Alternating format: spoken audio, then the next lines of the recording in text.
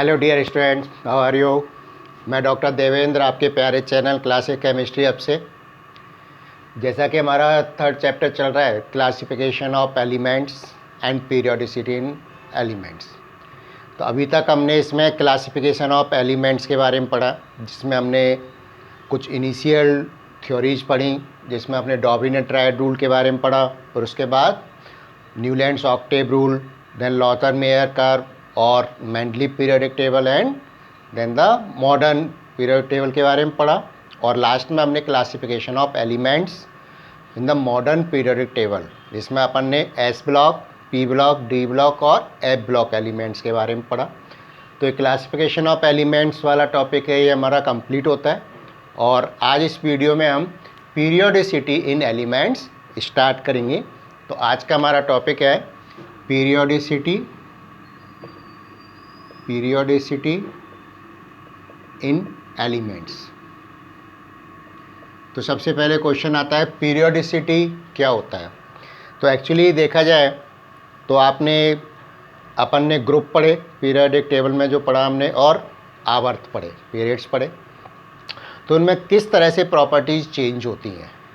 Properties में जैसे हमारे पास एटॉमिक रेडियस है, मेल्टिंग पॉइंट है, बॉइलिंग पॉइंट है, आयोनाइजेशन एंथैल्पी है, इलेक्ट्रॉन गेन एंथैल्पी है, इलेक्ट्रोनेगेटिविटी है, बहुत सारी प्रॉपर्टीज़ हैं। तो ये किस तरह से चेंज होती हैं, वही क्या कहलाता है, आपके पीरियोडिसिटी कहलाता है। और ये डिपेंड किस पर करेगा, जो हमारा electronic configuration, how the electronic configuration of elements change in periods and groups. तो पहले अपन डेफिनेशन पढ़ लेते हैं इसका। तो पीरियोडिसिटी क्या हुआ, अगर अपन पीरियोडिसिटी देखें तो ग्रेजुअल चेंज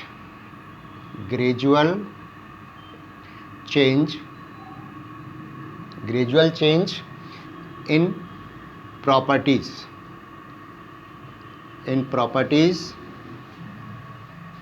में अपन कौन कौन से आ गए, प्रॉपर्टीज़ लाइक एटॉमिक रेडियस, ठीक है, मेल्टिंग पॉइंट, बॉइलिंग पॉइंट, दूसरा आपके आयोनाइजेशन एंथैल्पी, इसको अपन आयोनाइजेशन एनर्जी भी कहते हैं, इलेक्ट्रॉन गेन एंथैल्पी। इन सभी प्रॉपर्टीज़ के बारे में हम आगे एक एक करके पढ़ेंगे। इलेक्ट्रॉन गेन एंथैल्पी, देन इसके बाद आप देखेंगे तो इलेक्ट्रोनेगेटिविटी,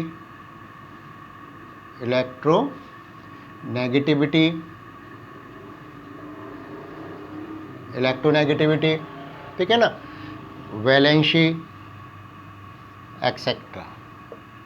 तो gradual change in the properties of elements is called the periodicity in elements, ठीक है, is called periodicity in elements. इसी को हम क्या कहते हैं, पीरियोडिसिटी इन एलिमेंट्स कहते हैं, ठीक है। तो कौन कौन सी प्रॉपर्टीज हम आगे पढ़ेंगे ग्रेजुअल चेंज में। एक तो एटॉमिक रेडियस, देन ये हमारे नहीं है, और क्या पढ़ेंगे अपन, ionisation enthalpy, electron gain enthalpy, electronegativity और वैलेंसी के बारे में, इसे हम आगे डिटेल में पढ़ेंगे। अब देखा जाए तो ये जो ग्रेजुअल चेंज इन प्रॉपर्टीज़ है, जिसमें चाहे आपकी एटॉमिक रेडियस हो, चाहे अपना आयोनाइजेशन एंथैल्पी हो, इलेक्ट्रॉन गेन एंथैल्पी हो, किस पर डिपेंड करता है, gradual change of electronic configuration in periods and group. ये भी जो ग्रेजुअल चेंज हो रहा है, किस में हो रहा है, पीरियड्स एंड ग्रुप्स, ठीक है। तो gradual change in properties of elements, इसमें हम जोड़ भी सकते हैं इन ग्रुप्स एंड पीरियड्स। तो यहाँ पे अपन ऐड कर देते हैं, चलो इसमें ऐड करके और कर देते हैं, जिससे और क्लियर हो जाएगा आपको। एलिमेंट्स ये हम बाद में लिख लेंगे, पहले हम इसमें और ऐड करते हैं, properties of elements in groups and periods is called periodicity periodicity in elements. ठीक है, दूसरा पॉइंट अपन देखें क्या हो गया। ये जो आपके चेंज इन प्रॉपर्टीज है, ये किस पर डिपेंड करता है? Electronic configuration, change in electronic configuration of the elements in groups and period. तो अपन क्या कर सकते हैं कि periodicity in elements can be explain, इनको किस तरह से एक्सप्लेन कर सकते हैं अपन? Can be explain on the basis of change in electronic configuration,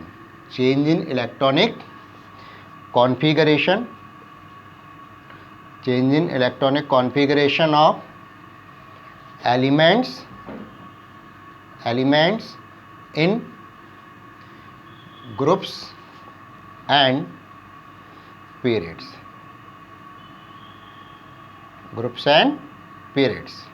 ठीक है, तो जो आपका ग्रेजुअल चेंज होता है इलेक्ट्रॉनिक कॉन्फ़िगरेशन में ग्रुप्स ऑफ पीरियड्स में, उसी की वजह से ये आपके चेंज इन प्रॉपर्टीज है। ठीक है, तो इन दोनों पॉइंट्स को मिला के अब हम फाइनली क्या बोल सकते हैं कि change in properties of elements due to change in electronic configuration, यानी जो आपकी प्रॉपर्टी चेंज हो रही हैं वो किसकी वजह से हो रही हैं? Change of the electronic configuration. तो एक बार ये 2 पॉइंट कॉपी करिए, फिर हम इसको फाइनल लिख लेते हैं।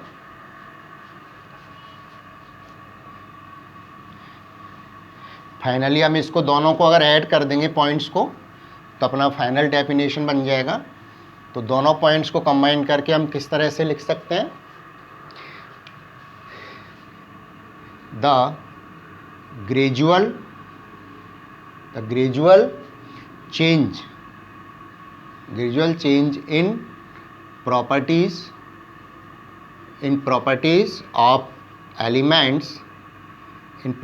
of elements due to gradual change in electronic configuration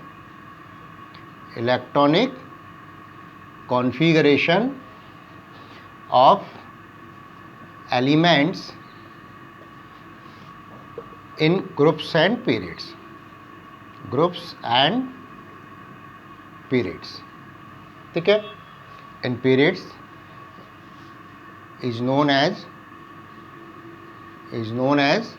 periodicity,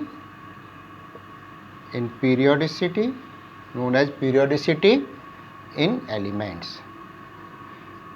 तो combinedly upon periodicity in elements की ये डेफिनेशन अपन दे सकते हैं, और यही आपको लर्न रखनी है। दोनों को हमने कंबाइन कर दिया, समझाने की वजह से हमने पहले वो 2 लिखी थी और इसको कंबाइन करके ये लिख दिया। अब अपन यहाँ पर जैसे मैंने बताया था प्रॉपर्टीज़ में, atomic radius, ionisation enthalpy, electron gain enthalpy, है ना, दूसरे अपन ने इलेक्ट्रोनेगेटिविटी, तो अपन एक एक करके इन सबको पढ़ते हैं। तो सबसे पहले अपन जो प्रॉपर्टी यहाँ पर स्टडी कर रहे हैं वो कर रहे हैं अपन एटॉमिक रेडियस वाली। तो अपन हेडिंग डाल दीजिए आप, एटॉमिक रेडियस। तो फर्स्ट प्रॉपर्टी अपन जो ले रहे हैं वो हमारी यहाँ पर ले रहे हैं, एक एक करके अपन पढ़ेंगे सभी को जो आपके सिलेबस में है। तो सबसे पहले अपन यहाँ पर ले रहे हैं atomic radius.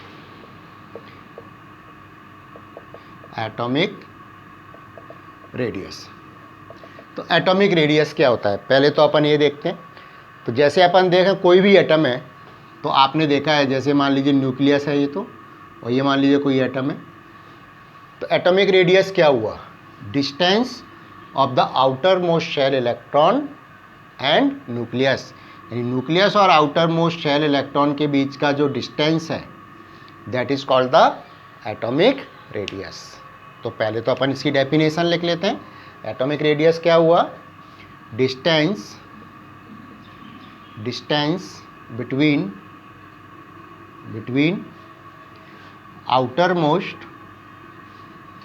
outermost shell electrons, outermost shell electron and nucleus of an atom, यानी किसी भी एक एटम के बीच का जो डिस्टेंस है वो क्या कहलाएगा आपका एटॉमिक रेडियस, और इसको अपन आर से लिखते हैं, ठीक है। और इसकी जो जनरली यूनिट है, यूनिट अपन क्या लेंगे, इसकी पिकोमीटर लेते हैं। It's unit is picometre. ये मैंने आपको पहले भी बताया था। पिकोमीटर अपन देखते हैं ना, तो 1 पिकोमीटर जो होता है वो कितने के बराबर होता है, 10⁻⁻12 मीटर के। ये रिलेशनशिप पहले भी अपन पढ़ चुके हैं, ठीक है। तो ये तो अपना डेफिनेशन हो गया। अब होता है कि अपन इसको निकालते कैसे हैं, यानी एटॉमिक रेडियस को अपन किस तरह से निकालेंगे। डायरेक्टली तो हम एटॉमिक रेडियस निकाल नहीं सकते, क्योंकि अपन को मालूम है, हमने पढ़ा है कि इसकी कोई फिक्स बाउंड्री नहीं होती है, तो इंडिविजुअली तो हम नहीं निकाल सकते इसको। हम क्या करते हैं कि एटम्स जो मॉलिक्यूल है, 2 एटम से मिलकर जो मॉलिक्यूल बन रहा है ना, तो उनके 2 न्यूक्लियस के बीच का डिस्टेंस अपन एक्स रेज या इलेक्ट्रो डिफ्रैक्शन मेथड से निकाल सकते हैं। फिर अपन उसका आधा कर देंगे, हाफ कर देंगे, तो क्या हो जाएगा, एटॉमिक रेडियस हो जाएगा। तो अपन यहाँ पे ऐड कर लेते हैं नेक्स्ट पॉइंट में। नेक्स्ट पॉइंट में मैं इसमें ऐड कर देता हूँ। आगे क्या होगा आपका, individually atomic radius can not find out because the boundary of electrons are not definite, not fixed. पढ़ा था ना अपन ने कि इलेक्ट्रॉन तो उसके चारों ओर घूमता रहता है, उसकी एक डेफिनेट बाउंड्री नहीं होती है, ये हम पढ़ चुके हैं पहले। तो अपन क्या लिखेंगे, individually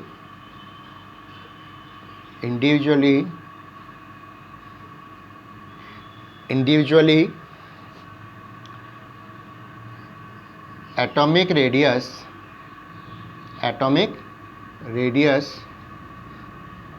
for an atom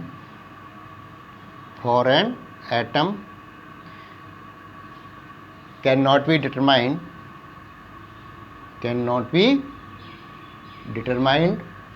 because, क्यों नहीं डिटरमाइन कर सकते, because boundary of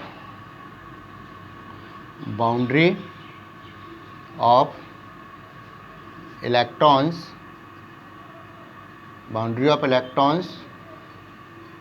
around the nucleus is not definite, निश्चित नहीं होती है, डेफिनेट और अपन नॉट फिक्स्ड, ठीक है। सो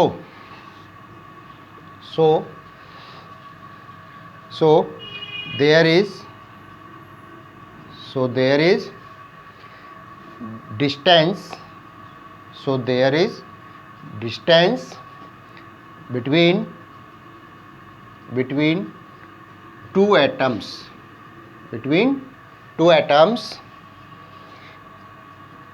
in a molecule can be determined by, कैसे निकाल सकते हैं अपन, can be determined by X-ray diffraction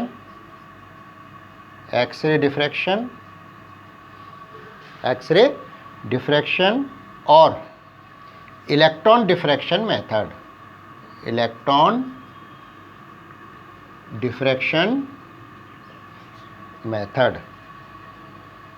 ठीक है। यानी अपन क्या निकाल सकते हैं, 2 एटम्स के बीच का डिस्टेंस निकाल सकते हैं। जैसे मान लीजिए मैं यहाँ पर आपको, मान लीजिए हमारे पास कोई भी ये 2 एटम हैं, ये 2 एटम हैं, तो इनका बीच का जो डिस्टेंस है ये अपन निकाल सकते हैं किससे, एक्सरे डिफ्रैक्शन मेथड से और या इलेक्ट्रॉन डिफ्रैक्शन मेथड से। मान लीजिए डिस्टेंस निकाला और इसका जो आधा होगा, हाफ ऑफ द डिस्टेंस किसको रिप्रेजेंट करता है, रेडियस ऑफ द एटम, ठीक है। तो अपन नेक्स्ट पॉइंट में लिख लेते हैं, एक बार इसको कॉपी कर लीजिए। ये डिस्टेंस आप कुछ भी मान सकते हैं। मान लीजिए अपन ने इसको आर मान लिया, या आर ए आप ए डिस्टेंस मान लीजिए, इसको मान लीजिए अपन ने डिस्टेंस कैपिटल आर मान लीजिए आप डिस्टेंस को, ठीक है। तो कैपिटल आर बाई 2 करेंगे तो क्या आ जाएगा, रेडियस ऑफ एटम आ जाएगा। तो मैं नेक्स्ट पॉइंट में लिख देता हूँ, एक बार आप इसको कॉपी करिए यहाँ तक। अब क्या लिखेंगे इसमें अपन, half of the distance between two nucleus, दो एटम्स के न्यूक्लियस के बीच का डिस्टेंस का हाफ क्या कहलाएगा, एटॉमिक रेडियस। तो अपन क्या लिखेंगे नेक्स्ट पॉइंट में, half of the distance, half of the distance between half of the distance between nucleus of two atoms is called, क्या बोलेंगे, atomic radius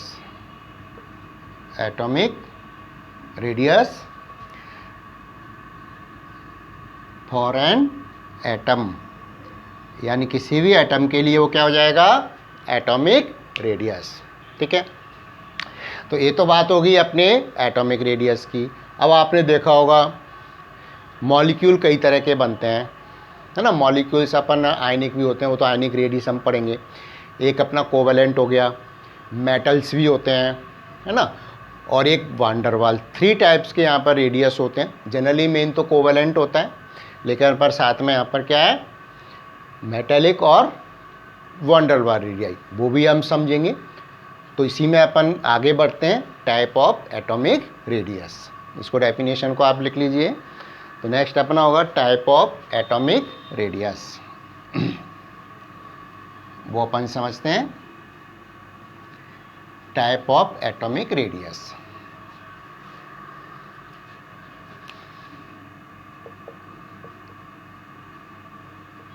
types of atomic radius, ठीक है। तो यहाँ पर अपने 3 टाइप्स हैं। सबसे फर्स्ट टाइप अपन देखेंगे पहले, कोवेलेंट रेडियस, और इसको अपन लिखेंगे RC से। C किसको रिप्रेजेंट कर रहा है, कोवेलेंट रेडियस। अभी अपन तीनों देखेंगे इसमें, कोवेलेंट, मेटेलिक और वांडरवाल, ठीक है। तो फर्स्ट अपन देखें, जनरली देखते हैं एटम्स किससे बने रहते हैं, किस बॉन्ड से जुड़े रहते हैं, कोवेलेंट बॉन्ड से, ठीक है। मॉलिक्यूल में कोवेलेंट बॉन्ड से जुड़े होते हैं, तो इसलिए हम उसके रेडियस को क्या कहते हैं, कोवेलेंट रेडियस कहते हैं। जैसे मान लीजिए मैं एक एग्जांपल बताता हूँ। मान लीजिए हमारे पास क्लोरीन मॉलिक्यूल है, क्लोरीन मॉलिक्यूल, ठीक है। और इसमें क्या हो गए, 2 क्लोरीन एटम हो गए ना आपके। ये मान लीजिए न्यूक्लियस है, ये आपका क्लोरीन एटम हो गया है, ठीक है। और ये क्या बनेगा, इसके साथ ओवरलैप करेगा। और थोड़ा मैं इसको क्लियर बना देता हूँ, जिसमें ओवरलैपिंग आपको क्लियर दिखेगी। ये तो मान लीजिए आपका एक क्लोरीन एटम हो गया, ठीक है। ये मान लीजिए हमारा दूसरा क्लोरीन एटम हो गया, ठीक है। और ये किससे जुड़े हुए हैं, कोवेलेंट बॉन्ड से। ये आपका क्लोरीन मॉलिक्यूल, ठीक है। तो ये जो डिस्टेंस हो गई आपके दो की, ये डिस्टेंस तो आपके क्या कहलाएगी, मान लीजिए अपन पूरा डिस्टेंस लेंगे दोनों न्यूक्लियस का, तो ये तो क्या होगी, डिस्टेंस हो गई इसकी। और अगर मान लो जो हम इसका हाफ निकालेंगे, तो ये जो आपका डिनोट करेगा, ये क्या करेगा, कोवेलेंट रेडियस को, ठीक है। और मान लीजिए ये पूरी डिस्टेंस क्या है, कैपिटल R, क्लियर। तो हम लिख सकते हैं इसको। और इसकी पता है डिस्टेंस कितनी होती है क्लोरीन एटम्स के बीच की, ये 198 पिकोमीटर। पिकोमीटर मैंने पहले बताया ये आपको, ठीक है। और तो R इजिकल टू तो क्या हो गया आपका 198 पिकोमीटर। और अगर आप इसका कोवेलेंट रेडियस निकालेंगे तो क्या हो जाएगा, हाफ, मान लो 2 से डिवाइड कर दिया तो कितना आ गया, ये आपके 9 बन गया, 99 पिकोमीटर। ये क्या हो जाएगा, कोवेलेंट रेडियस हो जाएगा इसका, ठीक है। तो अपन ये जैसे ले सकते हैं। तो क्या लिखेंगे, फर्स्ट पॉइंट तो ये लिखेंगे कि in chlorine molecule chlorine atom attached by the covalent bond, in chlorine molecule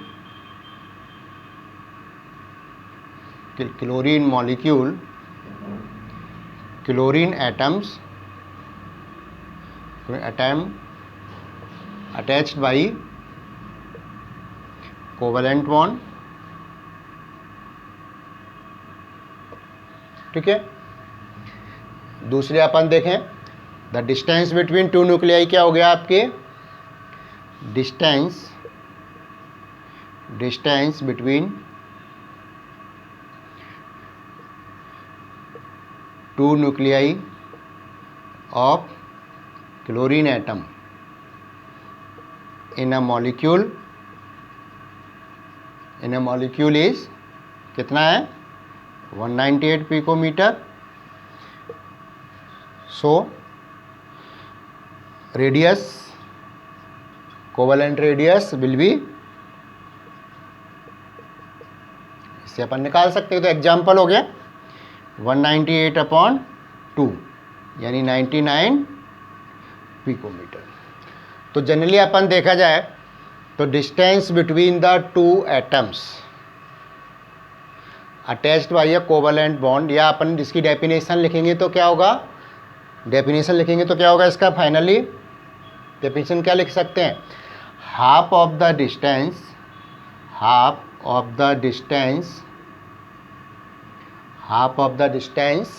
between two atoms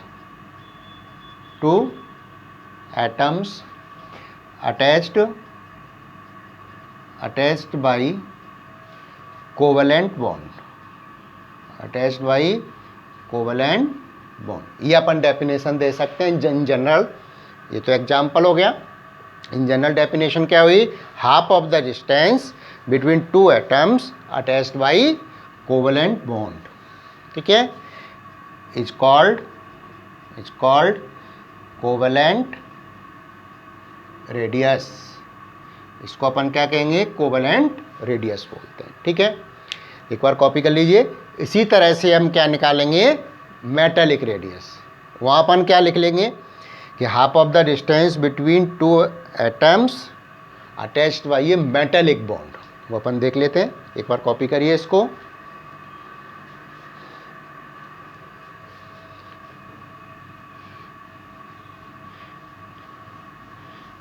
next अपन देखते हैं मेटालिक बॉन्ड, मेटालिक रेडियस।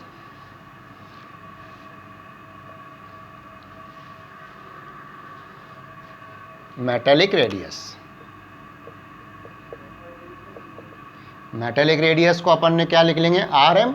ठीक है, तब यहाँ पर क्या हो गया, उनमें ओवरलैपिंग नहीं होती। मेटालिक में क्या होगा, डायरेक्टली अटैच होते हैं। मेटल में जैसे अपन कोई भी लें, सोडियम, पोटेशियम, रूबिडियम, कोई मेटल लें, तो मान लीजिए हमारे जो मेटल होंगे, ये तो न्यूक्लियस हो गया, ये मान लीजिए एक मेटल हो गया, और दूसरा मेटल होगा वो इसके साथ ऐसे अटैच रहेगा।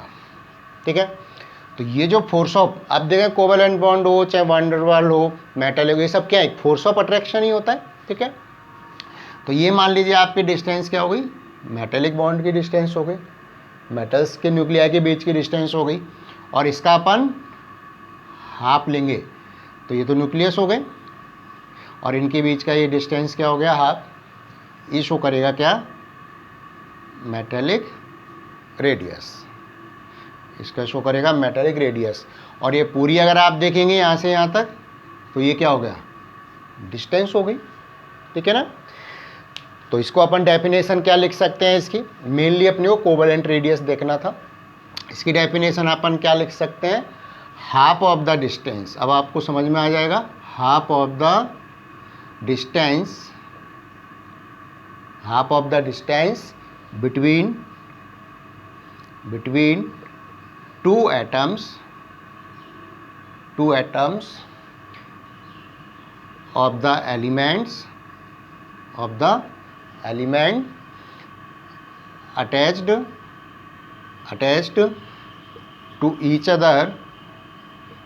attached to each other by metallic by metallic, इसमें बाई मेटेलिक, एक मिनट इसको मैं थोड़ा सही करूं, by metallic force of attraction, by metallic force of attraction, यानी जिसमें आपके एटम्स किससे जुड़े रहते हैं, मेटेलिक फोर्स ऑफ अट्रैक्शन से। डिटेल में हम इसके बारे में 12th में भी पढ़ेंगे, जहाँ आपके सॉलिड स्टेट करके चैप्टर है फर्स्ट, ठीक है। तो ये अपना क्या कहलाएगा, मेटेलिक रेडियस। इसमें आप कोई भी मेटल है, एग्जाम्पल अगर अपन देखेंगे तो अपन इसमें कोई भी एग्जाम्पल ले सकते हैं, जैसे सोडियम मेटल है, पोटेशियम है, रूबिडियम है। यहाँ पर देखेंगे अपन कर्नेल्स होती हैं, है ना, और मोबाइल इलेक्ट्रॉन्स होते हैं, उनके बीच अट्रैक्शन के बेसिस पर ये मेटेलिक फोर्स ऑफ अट्रैक्शन बनता है। डिटेल में हम इसके बारे में 12th में पढ़ते हैं, ठीक है ना। वहाँ पर आपको केवल इसका एक डिफरेंस पता होना चाहिए। ये कौन सा हो गया, आपके सेकंड टाइप हो गया मेटेलिक का। अब थर्ड टाइप अपन लेंगे, वो क्या होगा, वैन डर वाल रेडियाई।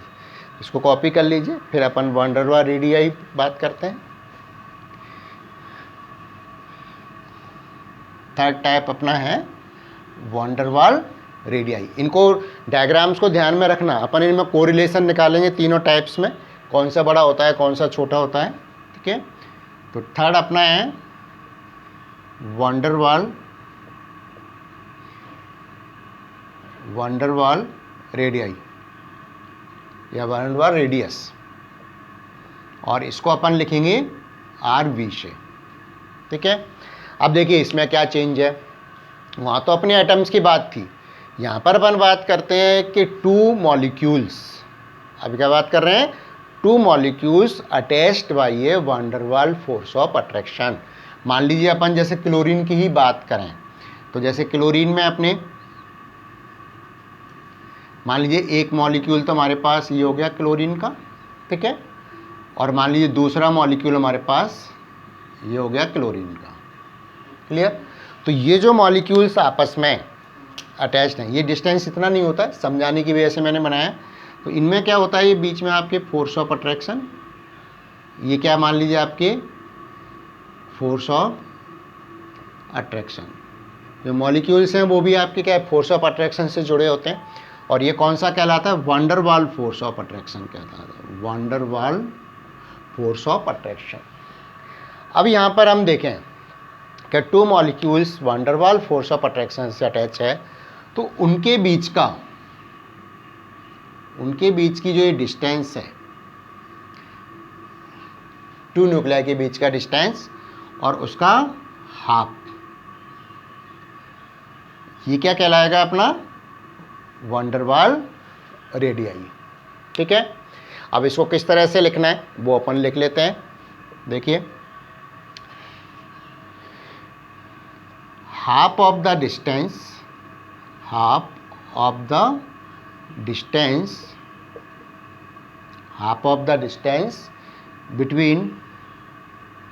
between two nuclei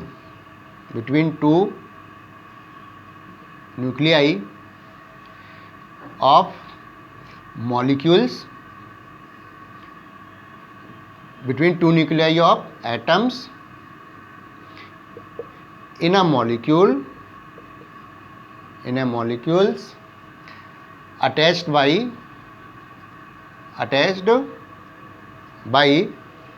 ठीक है, in a molecules attached by van der Waals force of attraction, van der वाल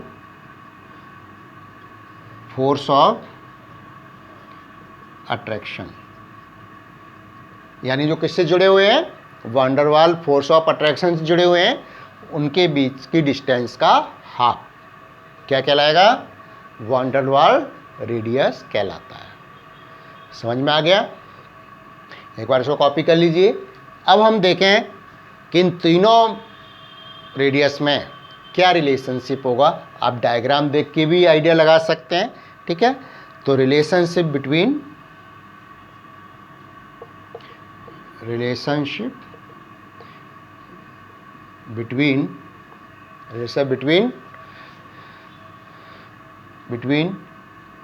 these atomic these atomic radius, क्या होगा? सबसे छोटा कौन सा होगा? ओवरलैपिंग थी कोवलेंट रेडियस में, तो वो छोटा हो गया। मेटेलिक में ओवरलैपिंग नहीं थी, केवल अटैच हो रहे थे, तो उससे थोड़ा ज़्यादा होगा। और वांडरवाल में अपन देख रहे हैं गैप है, तो इस थोड़ा सा और ज़्यादा हो जाएगा, है ना। तो सबसे कम कौन सा होगा हमारा? Covalent radius. इससे ज़्यादा क्या हो गया आपकी? Metallic radius. और इन तीनों में सबसे ज़्यादा कौन सा हो गया? Van der Waal radius. तो ये आपका रिलेशनशिप है in all these types of atomic radius. समझ में आ गया? अब एटॉमिक रेडियस में एक चीज़ अपन और पढ़ लेते हैं यहाँ पर, factors affecting the atomic radius. यानी क्या क्या फैक्टर्स हैं जो एटॉमिक रेडियस को इफेक्ट करते हैं, ठीक है। तो वो अपन और देखते हैं यहाँ पर, factors affecting the atomic radius. तो अपना एटॉमिक रेडियस वाला टॉपिक है ना, और एक पीरियोडिसिटी देख लेंगे अपन साथ में। क्या है कि पीरियोडिसिटी किस तरह से चेंज होती है, ठीक है, तो वो भी अपन देख सकते हैं। तो सबसे पहले देखें अपन factors affecting the atomic radius. यानी एटॉमिक रेडियस को क्या फैक्टर्स इफेक्ट करते हैं, एक एक करके अपन समझते हैं। सबसे पहले अगर अपन देखें तो क्या क्या फैक्टर्स इसको अफेक्ट करेंगे, अपन देखते चलते हैं। एक तो effective nuclear charge, effective nuclear charge, ये हमने पहले भी पढ़ा है, मैं डिटेल में यहाँ पे नहीं जाऊँगा इसमें, ठीक है। जेड इफेक्टिव अपन लिखते हैं ना इसको। और ये क्या होता है? न्यूक्लियर अट्रैक्शन होता है। तो जितना ज़्यादा जेड इफेक्टिव होगा, न्यूक्लियर अट्रैक्शन ज़्यादा होगा आउटर मोस्ट शेल इलेक्ट्रॉन पे, तो रेडियस कम हो जाएगा। यानी अगर अपन देखें तो जो भी आपका एटॉमिक रेडियस है, मान लीजिए आपका जो भी एटॉमिक रेडियस है, ये क्या होगा? Inversely proportional to Z effective, यानी इफेक्टिव न्यूक्लियर चार्ज। अगर इफेक्टिव न्यूक्लियर चार्ज ज़्यादा है तो रेडियस कम होगा, और रेडियस आपके ज़्यादा है तो इफेक्टिव चार्ज है वो क्या हो जाएगा? कम हो जाएगा। तो ये क्या हो गया आपकी कि radius of atom inversely proportional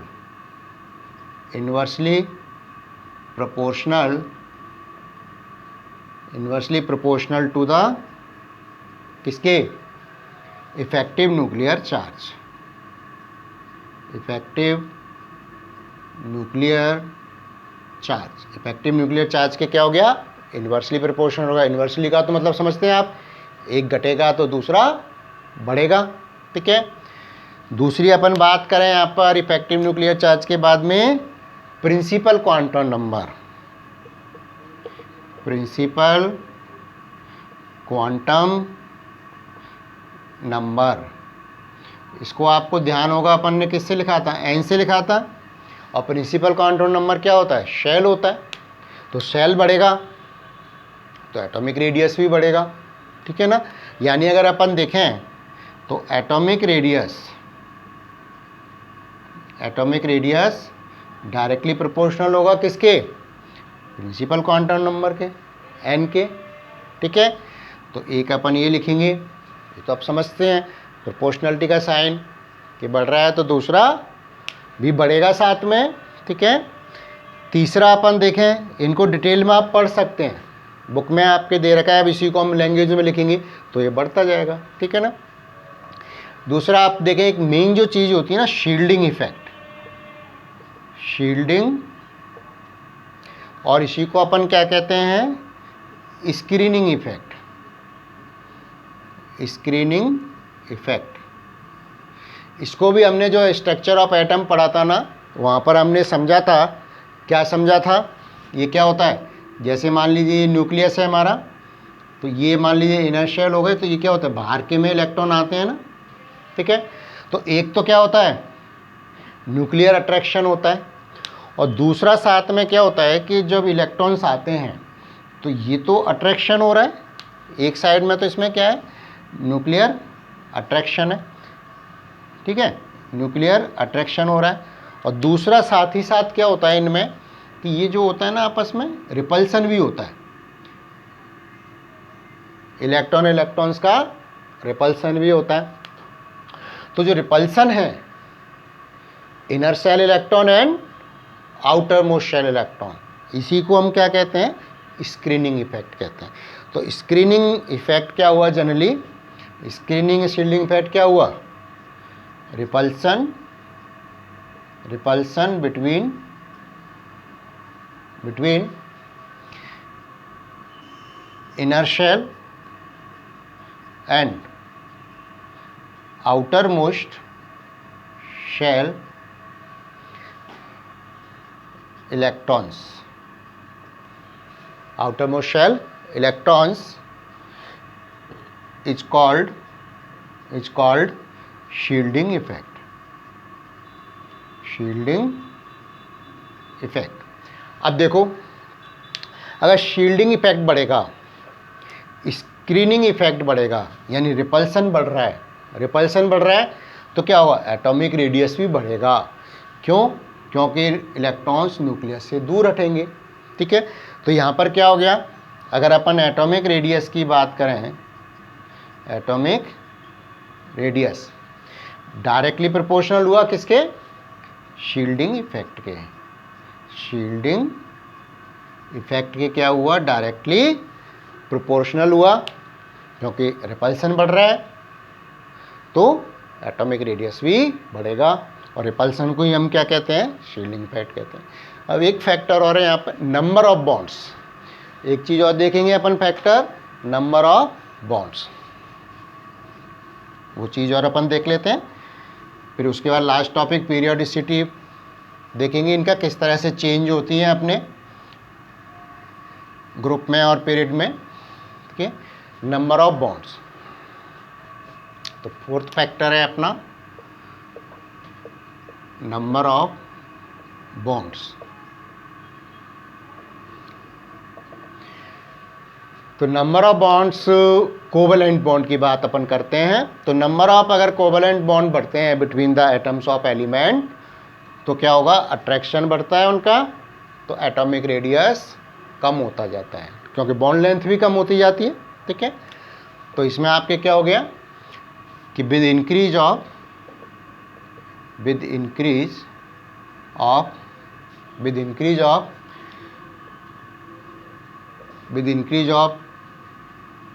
number of covalent bonds,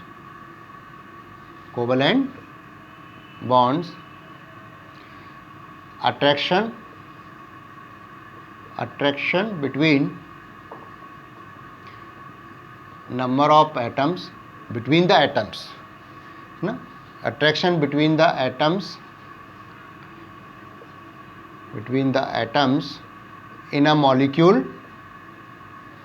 molecule increases,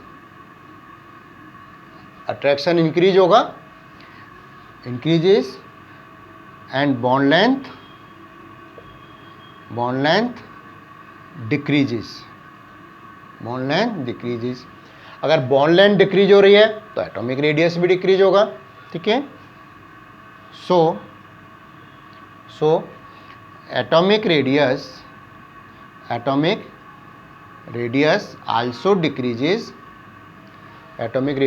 also decreases, अभी मैं एग्जांपल बता दूंगा यहाँ पर, with the increase in number of bonds, number of bonds increase होने से क्या होगा, आपके बॉन्ड लेंथ डिक्रीज होगी, तो एटॉमिक रेडियस है वो भी डिक्रीज होगा। जैसे अपन एग्जांपल लेते हैं, मान लीजिए हमारे पास एक तो इथेन है, इसमें तो कार्बन कार्बन सिंगल बॉन्ड है। एक मान लीजिए अपन इथीन लेते हैं, इसमें कार्बन कार्बन डबल बॉन्ड हो गया, और एक मान लीजिए अपन एसिटिलीन लेते हैं। ये सब आप पढ़ चुके हैं, पहले भी 10th में भी आए होंगे। तो अगर यहाँ अपन इनके बॉन्ड लेंथ देखते हैं तो कार्बन कार्बन बॉन्ड लेंथ तो कितनी है, 154 पिकोमीटर है। अगर यहाँ पर अपन देखेंगे तो आपकी कितनी है, तो 1.5 पिकोमीटर।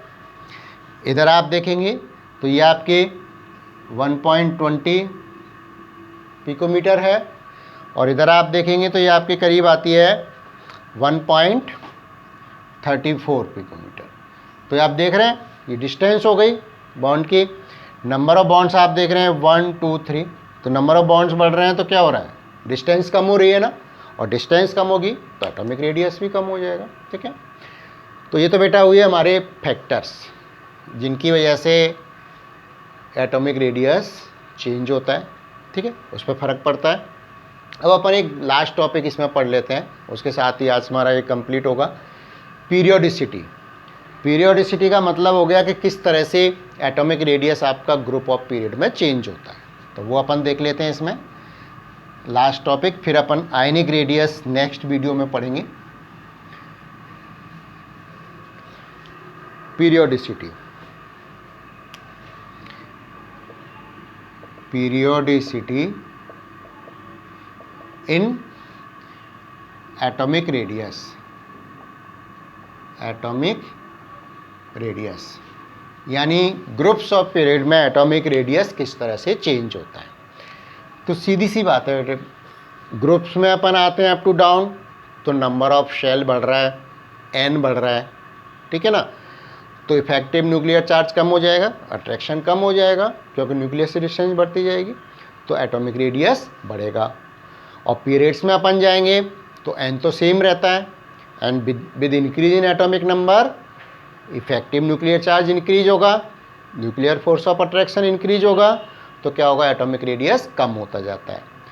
तो पीरियड्स में तो left to right atomic radius कम होता जाएगा, और ग्रुप्स में up to down atomic radius बढ़ता जाएगा। तो वो चीज़ अपन यहाँ पर लिख सकते हैं, एक एक करके लिखेंगे। क्या लिखेंगे, in the group, in the groups. ठीक है ना, अप टू डाउन, इसमें बहुत कन्फ्यूजन होता है, ये क्लियर रहे आपके ग्रुप्स वर्टिकल कॉलम हो गए और पीरियड्स हॉरिजॉन्टल कॉलम। ठीक है, तो in the groups up to down with increase of atomic number, with increase of atomic number, number of shell, number of shell increases. Number of shell क्या हो रहा है, इंक्रीज हो रहा है, number of shell increases, increases and effective nuclear charge. ये अपन ऐसे कर लेते हैं कि number of shell increases, number of shell increases and nuclear force of attraction, nuclear force of attraction, nuclear force of attraction on the outermost shell electron, outermost shell electrons decreases, outermost shell electron decreases, attraction decrease हो जाएगा। ठीक है, hence atomic radius, atomic radius increases, atomic radius क्या होगा आपके, increase हो जाएगा। समझ में आ गया, क्योंकि nuclear force of attraction decrease हो रहा है सेल बढ़ने की वजह से। अब अगर आप इसी चीज़ को पीरियड्स में देखें, वही हम लिखते हैं कि in the periods, in the periods, ठीक है, in the periods shell remain same, shell remain same, shell तो वही रहेगा। ठीक है, shell remain same but with increase of atomic number, with increase of atomic number, जो atomic number, nuclear force of attraction, increase of atomic number, nuclear force of attraction, nuclear force of attraction increases left to right,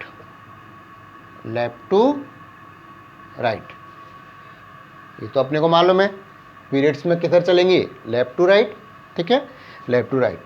hence जब nuclear force of attraction आपके बढ़ रहा है क्या होगा, atomic radius decreases.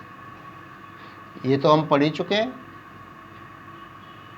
कि atomic radius आप nuclear force of attraction किस पे डिपेंड करता है, जेड इफेक्टिव पर, इफेक्टिव न्यूक्लियर चार्ज पर, और वो इसके क्या था, इन्वर्सली प्रोपोर्शनल था।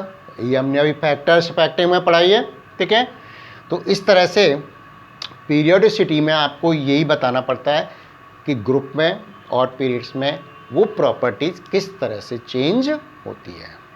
तो एटॉमिक रेडियस चेंज हो रहा है, डिक्रीज हो रहा है, तो साइज कम हो गया उसका। एटॉमिक रेडियस बढ़ रहा है तो साइज भी बढ़ रहा है, ठीक है ना। तो आज हमने इस वीडियो में पीरियोडिसिटी स्टार्ट की और उसमें एटॉमिक रेडियस के बारे में पढ़ा। इसको आप रिवाइज करिए, किसी भी तरह की कोई दिक्कत हो तो आप कमेंट बॉक्स में लिख सकते हैं, मैं उसको फर्दर एक्सप्लेन कर दूंगा। नेक्स्ट वीडियो में अपन आयनिक रेडियस के बारे में पढ़ेंगे। अब एटम से आयन बनते हैं तो किस तरह से उसमें रेडियस पर इफेक्ट आता है। तो नेक्स्ट वीडियो में हमारा जो टॉपिक रहेगा वो रहेगा आयनिक रेडियस। आज इसमें यहीं तक। Thank you very much.